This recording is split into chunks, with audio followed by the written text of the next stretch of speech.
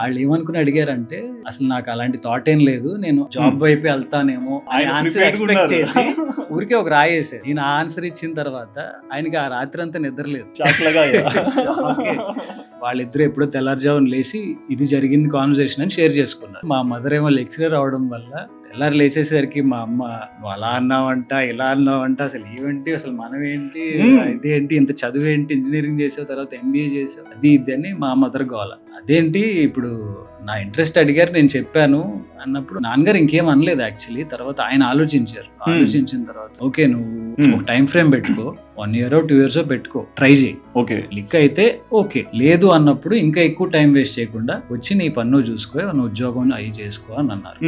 సరే ఓకే ఏదో ఒకటి ఫస్ట్ అయితే Something is better కదా, ముందరికి మనకి వెళ్ళింది. వచ్చింది కదా అని మదర్ కి పూర్తిగా ఇష్టం లేకపోయినా ఇక ఫాదరే కొంత కన్విన్స్ చేశారు. సో అమ్మ కొంచెం అటు ఇటుగా ఉన్న నాన్న సపోర్ట్ ఇచ్చారు.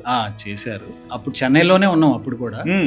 సరే ఇండస్ట్రీ హైదరాబాద్ లో ఉంది కాబట్టి నా కోసం అని షిఫ్ట్ అవుదామని ప్రిపేర్ అయ్యారు. ఓకే సో అప్పుడు నాన్నగారి కోసం షిఫ్ట్ అయ్యారు, ఇప్పుడు మీకోసం షిఫ్ట్ అవుతున్నారు.